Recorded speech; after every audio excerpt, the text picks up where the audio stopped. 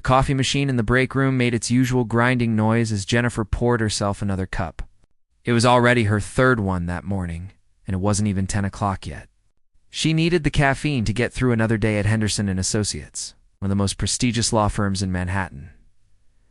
Jennifer had worked there for almost 2 years now as a junior accountant.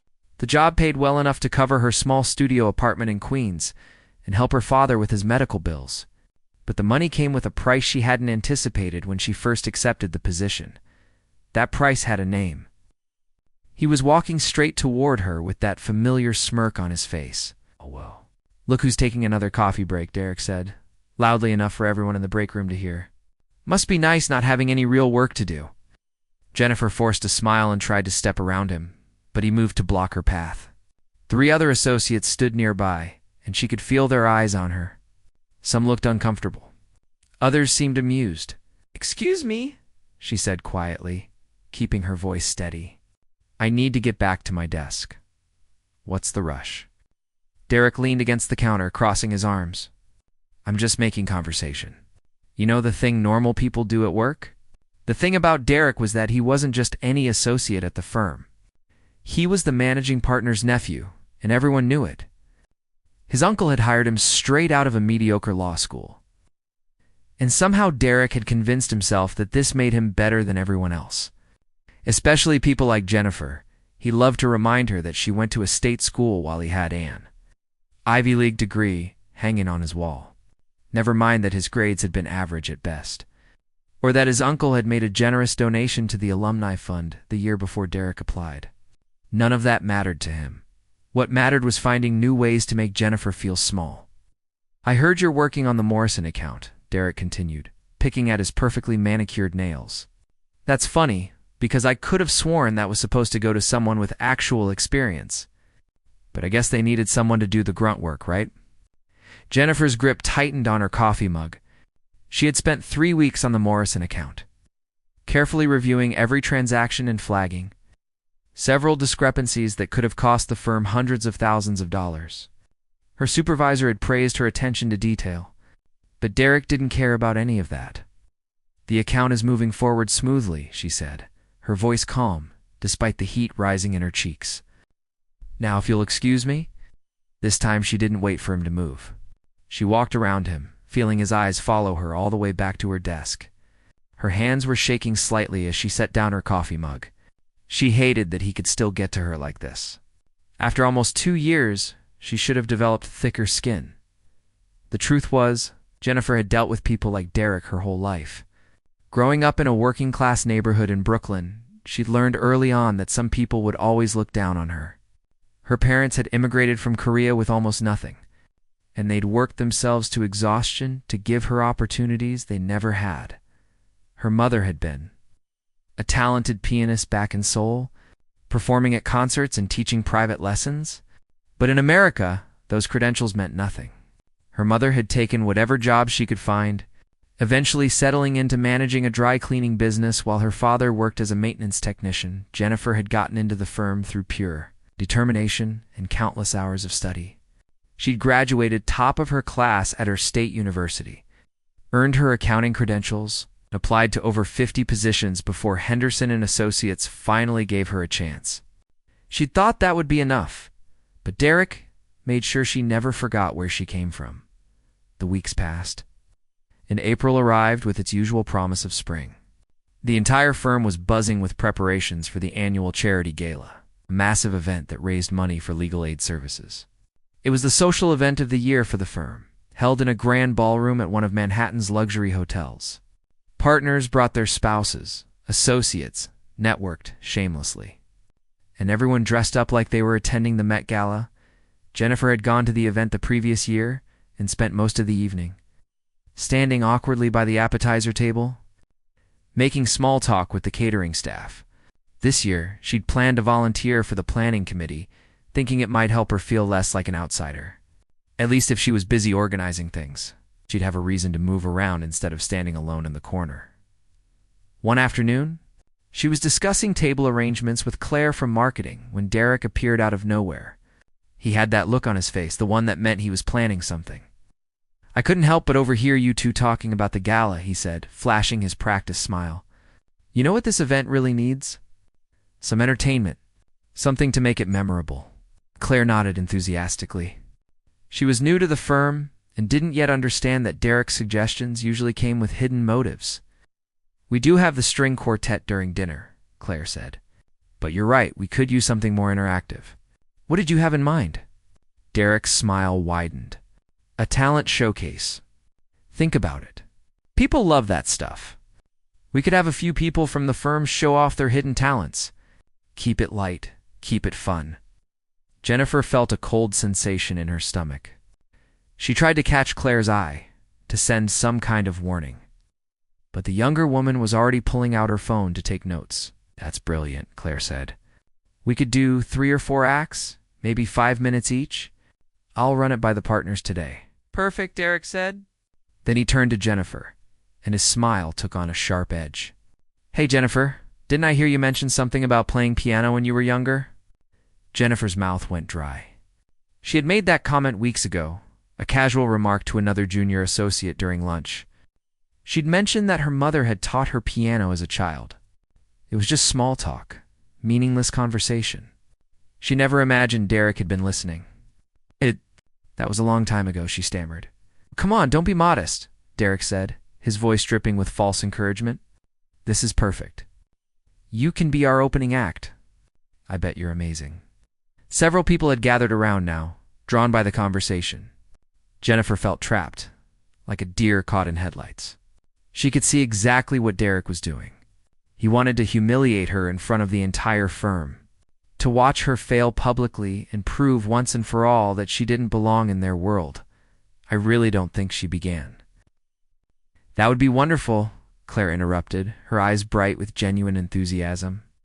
We need someone to break the ice. Please say yes. All around her, people were nodding and smiling. Some looked curious. Others looked skeptical. And Derek looked absolutely delighted with himself. Jennifer opened her mouth to refuse, to make up some excuse about being too busy or too rusty.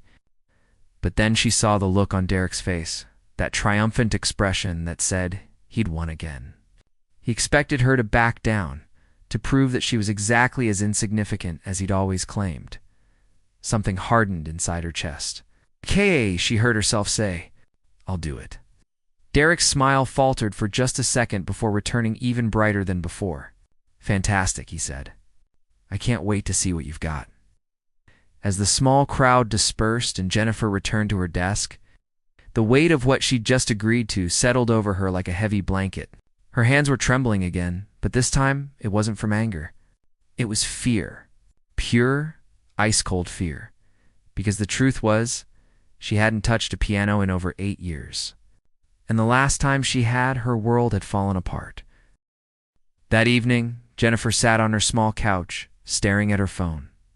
She'd pulled up a video of someone playing Chopin on YouTube, but the sound was turned off. She couldn't bring herself to actually listen to it.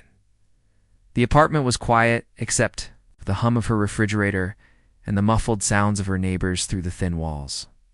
She lived in a modest studio in Queens, the kind of place where you could hear everything happening in the apartments around you. Right now, someone was cooking dinner and the smell of garlic drifted through the vents. A baby cried somewhere above her. Life continued like normal for everyone else, but for Jennifer, nothing felt normal anymore. She hadn't told anyone at work the real story about her and the piano. Why would she? It wasn't something that came up in casual conversation. People didn't ask about your childhood traumas over coffee in the break room. They definitely didn't want to hear about the pain you carried around like stones in your pockets. But now, sitting alone in her apartment with 3 weeks until the gala, she couldn't stop the memories from flooding back. Jennifer had grown up in a small apartment above her parents' dry cleaning business in Brooklyn. The place always smelled like chemicals and steam, and in the summer, it was unbearably hot. But it was home. And in the corner of their cramped living room sat an old, upright piano that her mother had bought from a church that was closing down. That piano had cost almost everything. Her parents had saved that year. Her father had argued against it, saying they needed the money for more practical things. But her mother had been adamant. Music wasn't a luxury, she'd said. It was as necessary as breathing. Jennifer's mother had been a respected pianist, Back in Korea, she'd performed in concert halls, taught at a music academy, and dreamed of one day playing at the Seoul Arts Center. But when she married Jennifer's father and they decided to immigrate to America, everything changed. Her credentials meant nothing here. The language barrier made teaching difficult, and the truth was, they needed money immediately, not eventually. So her mother had put away her dreams and learned how to run a dry cleaning business instead. She pressed strangers' shirts and removed stains from expensive suits, her talented hands doing work they were never trained for. But every evening, after the shop closed and dinner was finished, her mother would sit at that piano, and for an hour, sometimes two, she would play. The apartment would fill with music that made the neighbors stop whatever they were doing and just listen. Sometimes people would gather outside on the sidewalk, drawn by the sound drifting through the open windows. Jennifer had started learning piano when she was 4 years old. She was a quick student, her small fingers adapting easily to the keys. Her mother was patient but demanding, the way all truly skilled teachers are. She taught Jennifer to feel the music, not just play the notes. To understand that each piece told a story, expressed an emotion, captured a moment in time. By the time Jennifer was 10, she could play pieces that students twice her age struggled with. Her mother had dreams of sending her to a prestigious music school, maybe Juilliard when she was older. They would practice together every evening, mother and daughter, their hands moving across the keys in harmony. But there was a problem. The neighbors who had once gathered to listen started to complain. The music was too loud, they said. It disturbed their peace. They had to wake up early for work and couldn't sleep with a piano playing at all hours. The landlord received complaint after complaint. So Jennifer's mother found a solution. She bought a pair of headphones that could plug into the piano's electric adapter. Jennifer could play and hear the music through the headphones, but the neighbors would hear nothing. Just the soft mechanical click of the keys being pressed, like someone typing on a keyboard. Jennifer spent years playing that way, practicing for hours with headphones on, the music existing only in her own head. She learned entire concertos that no one else ever heard. Her mother would sit beside her, unable to hear what her daughter was playing, watching her fingers and nodding in approval or shaking her head when she made a mistake. It was strange and isolating, but it worked. Jennifer got better and better. By the time she was 15, her mother had started taking her to competitions. Small ones at first, held in church basements and community centers. Jennifer would play on unfamiliar pianos in front of small audiences, and almost always, she would win. Her mother glowed with pride at these events. She would introduce Jennifer to other musicians, other teachers, building connections that might help her daughter's future. This was the life her mother had dreamed of for herself. Now she was watching it unfold for her child instead. Then, the year Jennifer turned 16, everything changed. It started with small things. Her mother would forget words in the middle of sentences. She'd go to the store and come back with items they didn't need, confused about why she'd bought them. Sometimes she'd ask Jennifer the same question 3 or 4 times in an hour, not remembering that she'd already asked it. Jennifer's father tried to brush it off at first. "Everyone forgets things sometimes," he said. "She's just stressed from working so hard." But her mother knew something was wrong. She'd always been sharp, organized, meticulous. These lapses frightened her. The diagnosis came on a Tuesday afternoon in October. Jennifer had skipped school to go with her parents to the specialist appointment. She sat in the sterile office, holding her mother's hand, while the doctor explained what early onset dementia meant. The words washed over her like cold water. Degenerative. Progressive. No cure. Her mother had cried quietly in the car on the way home. Not for herself, but for all the things she would forget. All the memories that would slip away like water through her fingers. She was only 43 years old. The changes came slowly at first, then faster than any of them could have imagined. Within 6 months, her mother had to stop working at the dry cleaning business. She would forget customers' names, mix up orders, leave the steam press on until it burned through expensive clothes. Jennifer's father had to hire someone to help run the shop while he took care of his wife. The medical bills started piling up. Doctor visits, medications, specialists. Their insurance covered some of it, but not nearly enough. Jennifer watched her father age 10 years in the span of one. He worked 16-hour days trying to keep the business afloat and pay for his wife's care, and the music stopped. Her mother could no longer play piano. She would sit at the bench and stare at the keys, her hands hovering above them, unable to remember what to do.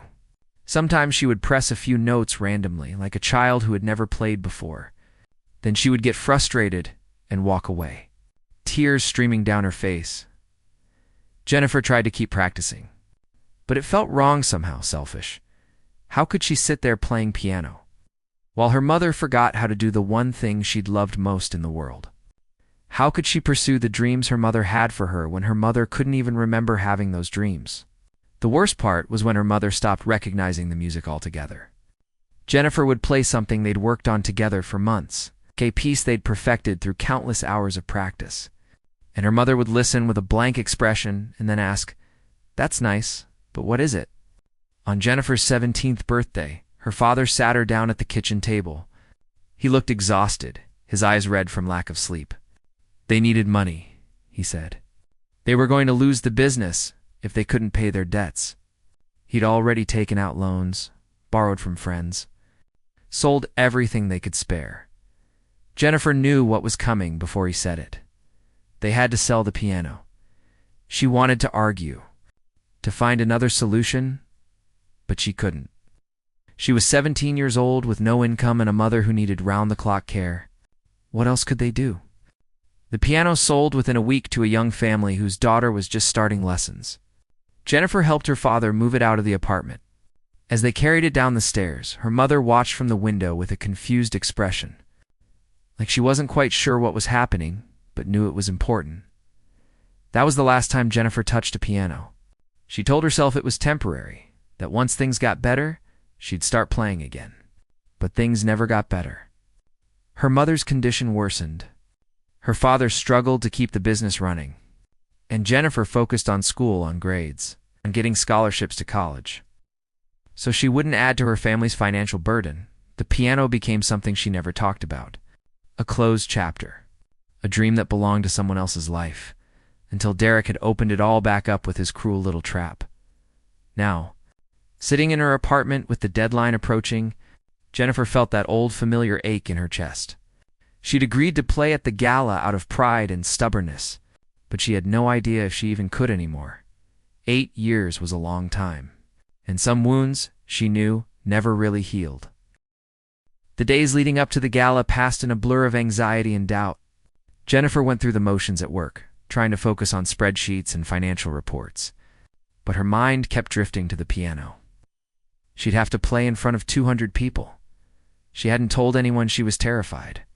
Not her coworkers, not her father, not even her best friend from college who still called her every weekend. How could she explain that she'd voluntarily agreed to do something that filled her with absolute dread? 2 weeks before the event, Jennifer did something she'd been avoiding. She went looking for a piano to practice on. The public library in her neighborhood had a small music room that could be reserved for an hour at a time. She'd walked past it countless times over the years, always averting her eyes when she glimpsed the old upright piano through the window. Now she stood in front of the circulation desk, her hands clammy as she filled out the reservation form. The librarian, an older woman with kind eyes and reading glasses on a chain, smiled at her. "Wonderful. We don't get many people using the music room anymore. Are you preparing for something special?" Jennifer managed a weak smile. Something like that. The music room was small and stuffy, with soundproofing panels on the walls and a single window that looked out onto the parking lot. The piano was old and slightly out of tune, its keys yellowed with age. But it would have to do. Jennifer sat on the bench and stared at the keys. Her hands trembled as she lifted them, hovering in the air like birds that had forgotten how to land. The weight of 8 years pressed down on her shoulders. What if she couldn't do this? What if her fingers had forgotten everything her mother had taught her? She took a deep breath and let her right hand fall gently onto the keys. She played a simple C major scale, one of the first things any piano student learns. The notes came out hesitant and uneven, but they came. Then she tried the left hand, then both hands together. It felt foreign and familiar at the same time, like trying to speak a language she'd once been fluent in, but hadn't used in years. The muscle memory was there, buried deep, but it took effort to uncover it. She practiced for the full hour, working through basic scales and simple exercises. By the end, her fingers ached and her back was stiff from sitting in an unfamiliar position. But something small had shifted inside her. Maybe, just maybe, she could do this. Jennifer returned to the library every day after work. She'd reserve the room for an hour, sometimes two if no one else had signed up. Slowly, painfully, the music started coming back to her.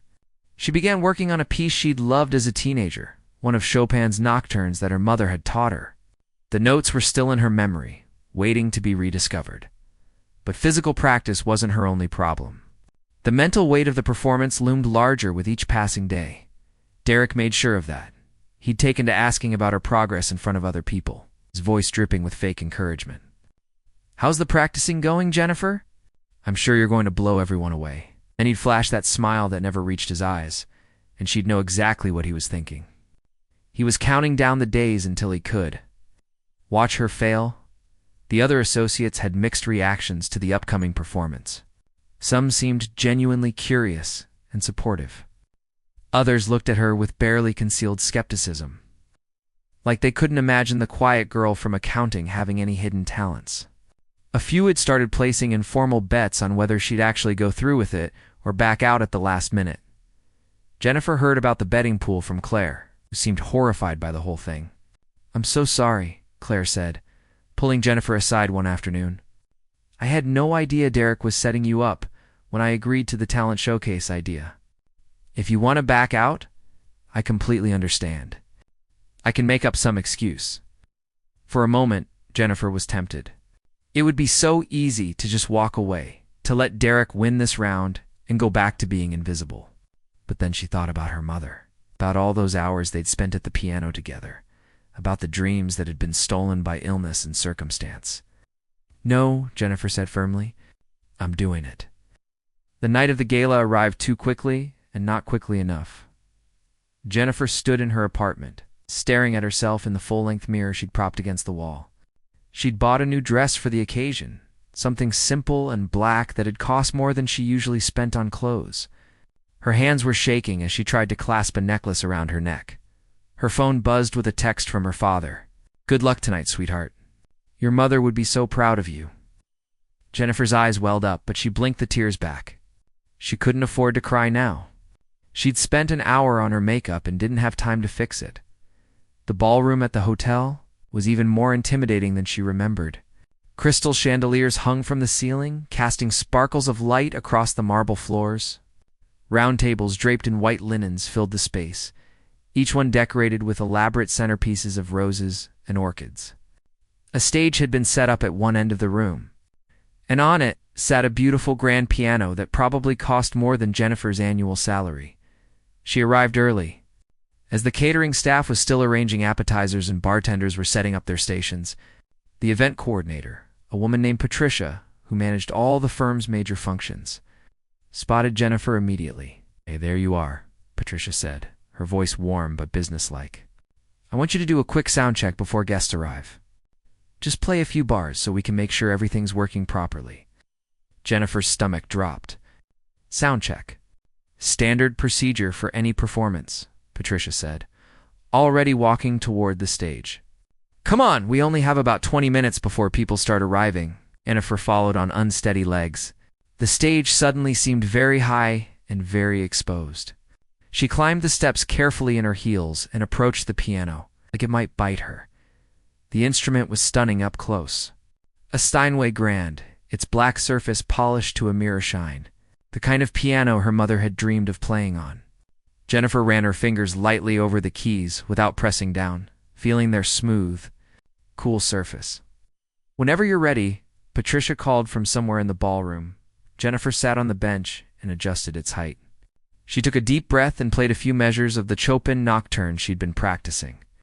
The sound that came from the piano was rich and full, far superior to the out-of-tune upright at the library. For just a moment, she forgot to be nervous. The music sounded beautiful. "Perfect," Patricia said. "The acoustics in here are excellent. You're going to sound wonderful." If only Jennifer felt as confident as Patricia sounded. The guests started arriving at 6:30. Jennifer stood near the bar, nursing a glass of water and watching the ballroom fill with people. Everyone looked sophisticated and expensive in their evening wear. The partners and their spouses, the senior associates networking aggressively, the junior staff trying to look like they belonged, and there was Derek, holding court near one of the hors d'oeuvres tables, surrounded by a small crowd of admirers. He was telling some story that had everyone laughing, playing the charming nephew of the boss. When his eyes found Jennifer across the room, his smile widened. He raised his glass to her in a mock toast. Jennifer looked away, her heart pounding. Dinner was served at 7. Jennifer found her assigned seat at a table with other junior staff members. She pushed food around on her plate, unable to eat more than a few bites. Her stomach was tied in knots. The conversations around her became white noise as she watched the clock on her phone, counting down the minutes until her performance. The talent showcase was scheduled to begin at 8:30. Jennifer was the opening act, which meant she'd be the first one up there. Derek had specifically requested that arrangement, she'd heard. He wanted everyone fresh and attentive for her humiliation. At 8:15, Patricia appeared at Jennifer's elbow. "5 minutes," she whispered. "Why don't you head backstage so you're ready when I introduce you?" Jennifer stood on trembling legs. Several people at her table wished her luck, their expressions ranging from encouraging to doubtful. She walked toward the stage, weaving between tables, feeling like she was moving through water. Every step required tremendous effort. Behind the stage curtain, she was alone with her racing thoughts. She could hear the murmur of conversation from the ballroom. The clink of glasses and silverware, someone's laughter rising above the rest. 200 people out there, all successful attorneys and staff from one of Manhattan's top firms, and soon they'd all be watching her. Her hands were ice cold despite the warmth of the ballroom. She flexed her fingers, trying to keep them loose. In her mind, she ran through the piece one more time, hearing each note in sequence. She'd practiced it hundreds of times over the past 3 weeks. She knew it. She could do this. But knowing something and believing it were two different things. Through the curtain, she heard Patricia's voice over the microphone. "Ladies and gentlemen, if I could have your attention, please. We have a special treat for you this evening. Some of our talented colleagues have agreed to share their hidden gifts with us. So please, put your hands together for our first performer, Jennifer Kim, from our accounting department." Polite applause rippled through the ballroom, mixed with what sounded like a few encouraging whistles. Jennifer forced her feet to move. She stepped out from behind the curtain and into the lights. The ballroom was a sea of faces, all turned toward her. The applause died down as she walked to the piano, her heels clicking on the stage floor. She could feel everyone's eyes on her, judging, waiting, expecting her to fail. She sat at the bench and adjusted it slightly. Her hands were shaking so badly she had to press them flat against her thighs for a moment. Then she lifted them to the keys. For several long seconds, she couldn't move. Her mind went completely blank. She couldn't remember the first note of the piece, couldn't remember anything except the feeling of panic rising in her throat. From somewhere in the crowd, she heard Derek's distinctive laugh, quiet but deliberate. He wanted her to hear it, wanted her to know he was enjoying this, and that's when Jennifer closed her eyes and thought about her mother. Not her mother, as she was now, lost in the fog of her illness, but her mother, as she'd been back then. Sitting beside Jennifer at that old upright piano, guiding her hands, teaching her that music wasn't just notes on a page. It was feeling. It was memory. It was love. Jennifer took one deep breath and let her fingers find the keys. The first note rang out clear and pure, cutting through the silence of the ballroom like light through darkness. Jennifer's fingers had found the opening of Chopin's Nocturne in E-flat major almost by instinct. It was the piece her mother had played the night Jennifer was born, the story her father had told her countless times. Her mother had been in the hospital, in labor, and she'd hummed this melody to calm herself through the contractions. Later, when baby Jennifer wouldn't stop crying, her mother had sung it softly until she fell asleep. This was the first piece they'd learned together. The first one Jennifer had ever performed in competition. The piece that meant home and safety and love. As her hands moved across the keys, something remarkable happened. The fear that had gripped her moments before began to dissolve. The ballroom, the people, even Derek and his cruel expectations, all of it faded into the background. There was only the music and the memories it carried. The melody flowed from her fingers like water from a spring. Natural and unstoppable. 3 weeks of practice had brought back the technical skills, but something deeper was emerging now. All the emotion she'd buried for 8 years was pouring out through her hands. The grief of watching her mother forget who she was. The pain of selling the piano. The loneliness of giving up the one thing that had made her feel whole. In the audience, the change was immediate and palpable. The polite, somewhat skeptical attention transformed into something else entirely. People stopped shifting in their seats. Conversations died mid-sentence. Someone who'd been checking their phone slowly lowered it to the table, drawn in by the sound. The music was technically flawless, but that wasn't what captivated them. It was the raw emotion behind each note.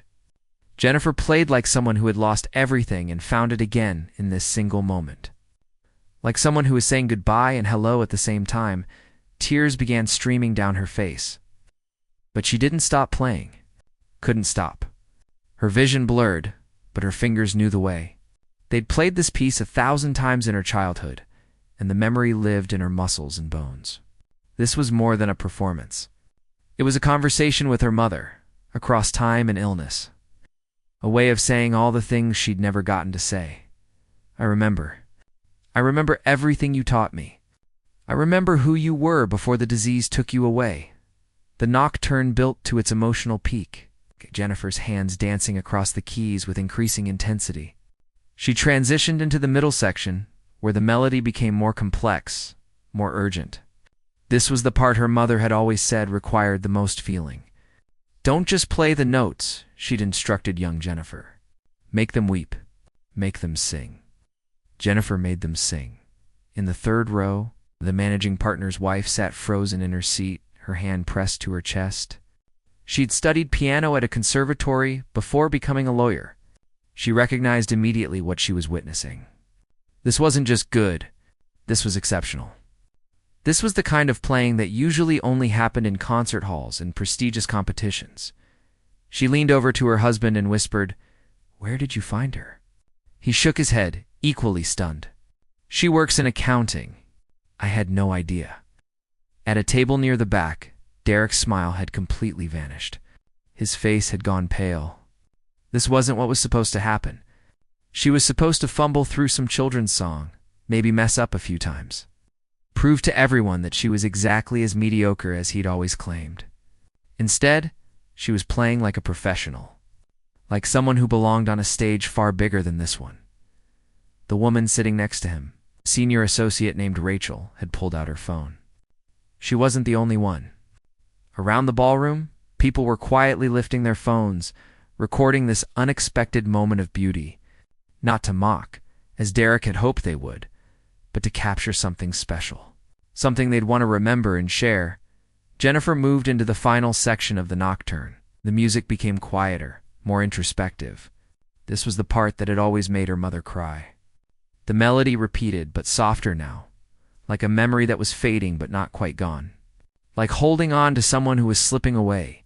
Her fingers pressed the keys with infinite tenderness, drawing out each note until it dissolved into silence. The piece ended the way it had begun, with a simple phrase that lingered in the air like the last light of sunset. Jennifer held her hands on the final chord, letting it resonate through the ballroom. Then slowly she lifted her fingers away. For 3 heartbeats, there was absolute silence. The kind of silence that feels sacred, like no one wants to be the first to break it. Then the applause started. It began with 1 person, then 2. Then suddenly, the entire ballroom erupted. People weren't just clapping politely. They were standing up, rising from their seats with genuine enthusiasm. A standing ovation that built and built until it filled every corner of the room. Jennifer opened her eyes, stunned. She'd been so lost in the music that she'd almost forgotten where she was. The sight of 200 people on their feet applauding for her felt surreal, like she'd stepped into someone else's life.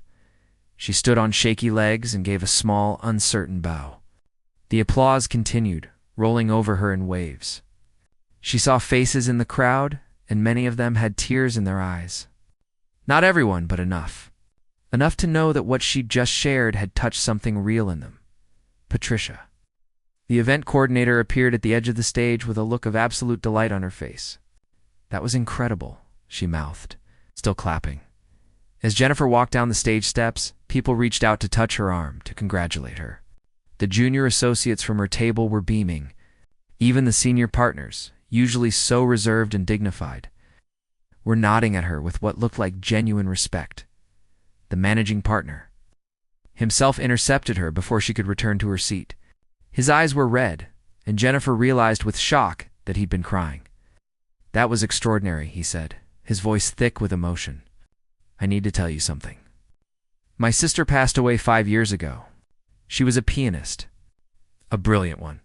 Hearing you play just now, it brought her back to me. Just for a moment, I felt like she was in the room again." He gripped Jennifer's hand tightly. "Thank you. Thank you for that gift." Jennifer didn't know what to say. She managed a quiet "you're welcome" before he moved away, wiping at his eyes. More people approached her as she made her way back to her table. Compliments flowed from every direction. Someone asked if she'd studied at Juilliard. Another person wanted to know where she performed regularly. They seemed shocked when she explained she didn't perform anywhere, that she hadn't touched a piano in 8 years until 3 weeks ago. 8 years? A woman repeated, incredulous. "That's impossible. You play like someone who practices every day." Through all of this, Jennifer was aware of Derek sitting at his table, silent and stone-faced. Their eyes met across the ballroom, and for once, he had nothing to say. No smug comment, no belittling remark. He just looked at her, and in that look, she saw something she'd never seen from him before.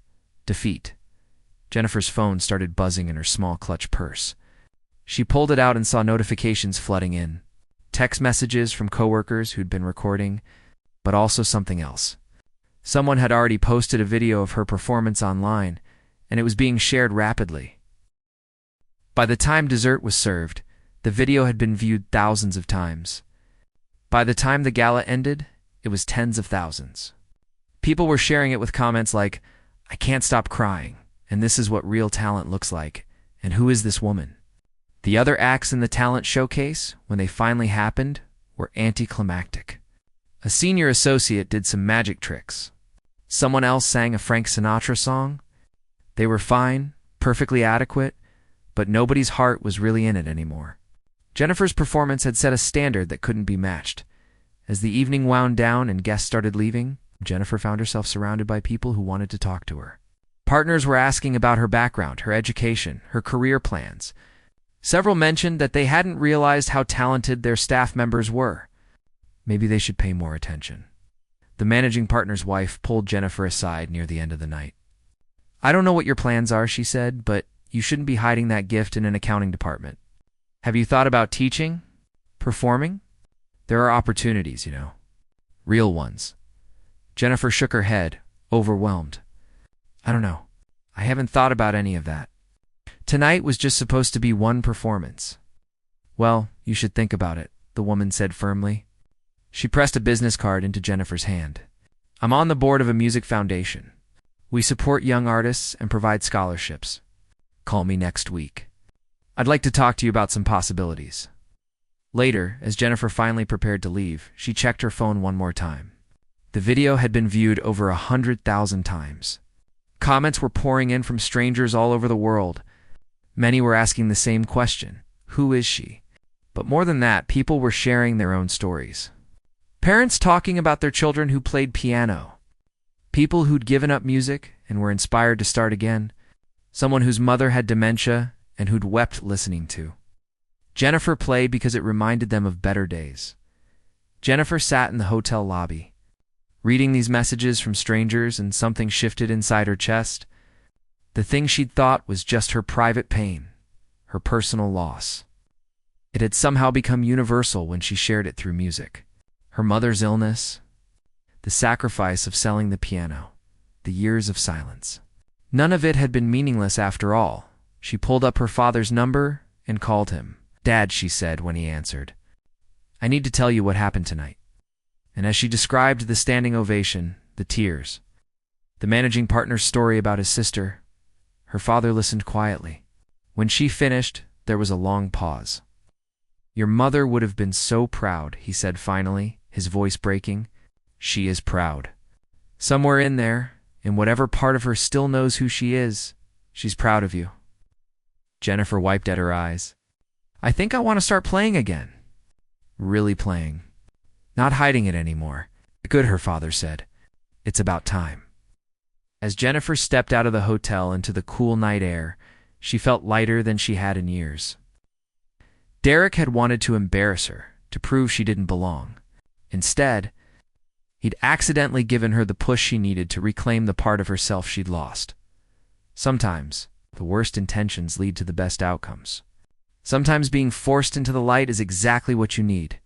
The morning after the gala, Jennifer woke up to her phone buzzing nonstop. She reached for it groggily, squinting at the bright screen. Hundreds of notifications. Messages from people she hadn't spoken to in years. Friend requests from strangers. Tags and posts she didn't even know existed. The video had gone viral overnight. She sat up in bed, fully awake now, and scrolled through the comments. People from different countries were sharing the video, translating the story into their own languages. Music teachers were using it as inspiration for their students. Someone had created a compilation of reaction videos showing people crying while watching her play. It was overwhelming and surreal. Jennifer Kim, the quiet accountant from Queens, who nobody noticed, had somehow become an internet sensation. Her inbox at work was just as flooded when she checked it Monday morning. Colleagues she'd barely spoken to were sending congratulations. Even people from other departments, other floors. People who'd never acknowledged her existence before were suddenly eager to tell her how amazing she was. But the most surprising email came from the managing partner himself. He wanted to see her in his office at 10 o'clock. Jennifer's stomach dropped. Despite everything that had happened, years of being overlooked and underestimated had trained her to expect the worst. Maybe he thought she'd made the firm look unprofessional. Maybe the video going viral was somehow a problem. She knocked on his door at exactly 10, her hands clammy with nervousness. Come in," he called out, his voice warm. When she entered, he was standing by the window with a genuine smile on his face. "Jennifer, please sit down. I wanted to talk to you about something important." She perched on the edge of the chair across from his desk, her back straight. "First of all," he began, "I want to apologize. You've been working here for almost 2 years, and I'm ashamed to say I didn't really know who you were until Saturday night. That's my failure as a leader. You've been doing excellent work in accounting. I've reviewed your performance reports. But you should have been recognized long before now." Jennifer didn't know what to say, so she just nodded. "The truth is, your performance made me think about a lot of things," he continued. "How many other talented people do we have working here that we've never really noticed? How many gifts are going unappreciated because we're too busy to pay attention?" He paused, seeming to collect his thoughts. "My sister, the one I mentioned to you, she always told me that every person has something extraordinary in them. You just have to give them a chance to show it." He leaned forward, his expression serious now. "I've decided to create a mentorship program here at the firm. Junior staff paired with senior partners, real relationships, not just names on paper, and I'd like you to help me design it. You understand what it's like to be overlooked. Your perspective would be invaluable." Jennifer felt tears prickling at her eyes. "I'd be honored." "Good," he said, clearly pleased. "Also, I'm recommending you for promotion to senior accountant. It's overdue, and your work merits it. This isn't because of the piano, I want to be clear about that. It's because you've earned it." As Jennifer left his office, she felt like she was floating. In the hallway, she passed several coworkers who smiled at her, really smiled, not the polite nods she usually received. Word had spread about her meeting with the managing partner, but the best moment came when she rounded a corner and nearly bumped into Derek. He looked different, smaller somehow. The cocky confidence had drained out of him, leaving behind something that resembled actual humility. For a moment, they just stood there in the hallway, neither quite knowing what to say. "That was really something," Derek said finally, his voice quiet. "What you did at the gala." Jennifer waited, unsure where this was going. "I owe you an apology," he continued, and the words seemed to cost him something. "I've been horrible to you. For a long time, I thought I was better than you because of where I went to school, because of who my uncle is. But watching you play, seeing how people reacted, it made me realize how wrong I've been about a lot of things." He rubbed the back of his neck, looking uncomfortable. "I wanted you to fail. That was the whole point of suggesting you perform. I wanted to embarrass you in front of everyone. Instead, you were incredible, and I just looked like an idiot. I deserved that." Jennifer studied his face, looking for signs that this was another trick. But he seemed genuine, his usual arrogance completely absent. "I accept your apology," she said carefully. "But Derek, you should know that trying to humiliate people says more about you than it does about them. I hope you remember that going forward." He nodded, looking down at his expensive shoes. "I will, I promise." As he walked away, Jennifer felt something unexpected. Not satisfaction at his humiliation, but something closer to relief. She'd won, but not in the way she'd imagined. She hadn't crushed him or destroyed him. She'd simply shown him that his cruelty had been built on nothing but his own insecurity. The weeks that followed brought changes Jennifer never could have anticipated. The video continued to spread, eventually reaching over 5 million views. A local news station did a story about her, titled "From Accountant to Viral Piano Star." They interviewed her father at the dry cleaning shop, and he beamed with pride as he talked about his daughter and his wife. But the most meaningful development came from an unexpected source: the managing partner's wife. True to her word, had contacted Jennifer about the Music Foundation. They offered her a grant to record a proper album. Not as a professional pianist, but as someone whose story could inspire others who'd given up on their dreams. The foundation wanted to create a series featuring people who'd returned to their passions after years away. Even better, it connected Jennifer with a music therapy program that worked with dementia patients. Every Saturday, she started volunteering at the care facility where her mother now lived. She'd play piano for the residents, watching as music brought them momentary clarity. Brief windows where they seemed to remember who they'd been before the disease. Her mother didn't always recognize her anymore. Some days she did, and those were precious. Other days, Jennifer was just a kind young woman who played beautiful music. But even on those days, when Jennifer played the old songs her mother had taught her, she could see something shift in her mother's eyes. A flicker of recognition, not of Jennifer necessarily, but of the music itself. Of something that had once been deeply loved. "It's nice," her mother said one Saturday after Jennifer finished playing the Chopin Nocturne. "Did you write that?" Jennifer smiled through her tears. "No, Mom. You taught it to me. A long time ago." Her mother looked confused for a moment, then smiled vaguely and patted Jennifer's hand. "Well, you play it beautifully." "Thank you," Jennifer whispered. "I learned from the best." The experience led Jennifer to a decision she'd never imagined making. She didn't want to quit her job at the firm. She actually enjoyed accounting and was good at it. But she wanted music to be part of her life again. So she started teaching piano 2 evenings a week and Sunday afternoons. Working with students who couldn't afford expensive private lessons, her first student was a 12-year-old girl from her old neighborhood in Brooklyn. The girl's parents were immigrants, working multiple jobs, trying to give their daughter opportunities they'd never had. It felt like looking into a mirror at her younger self. "I can't promise to make you famous," Jennifer told the girl at their first lesson.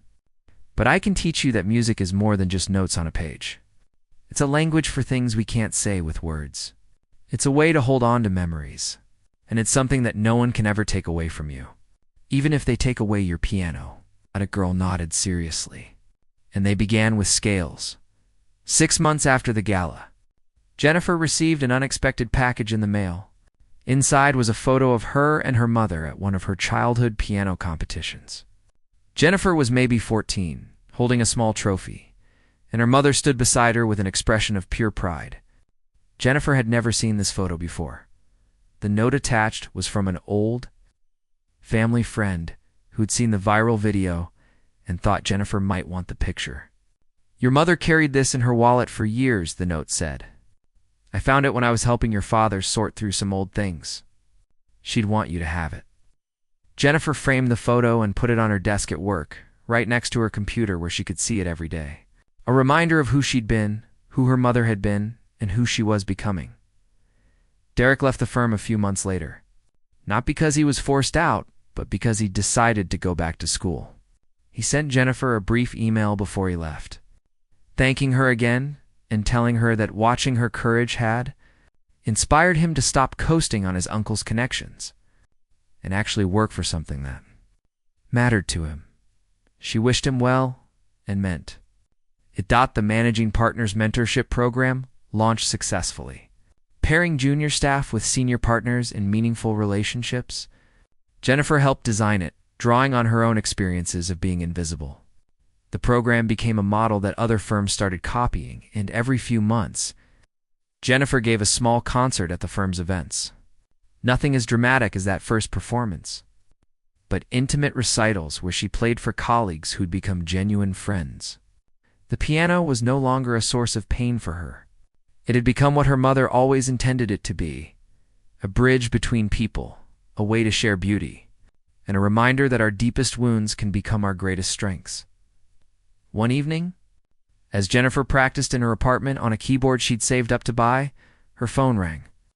It was her father. "I'm here with your mother," he said. "She's having a good day. A really good day. She asked about you. By name." Jennifer's breath caught. "Put her on." There was rustling, then her mother's voice, hesitant but clear. "Jennifer, is that you?" "Yes, Mom, it's me." "I had the strangest dream," her mother said. "I dreamed you were playing piano in a beautiful room full of people, and everyone was crying because you played so beautifully. Isn't that silly?" Jennifer wiped at her eyes, smiling. "That's not silly at all, Mom. That's not silly at all. Sometimes the things we lose come back to us in unexpected ways. Sometimes the people who try to break us end up making us stronger. And sometimes when we're brave enough to share our pain, we discover that it was never just ours alone. It belonged to everyone who'd ever loved and lost, who'd ever had to give up something precious, who'd ever wondered if their gift still mattered. Jennifer had learned that her music mattered. Not because millions of people watched a video, but because it had reconnected her to the things she'd loved most. And in doing so, it had given her mother one final gift, the knowledge that what she'd taught her daughter had survived, had flourished, and would be passed on to others. The music, like love itself, was stronger than loss.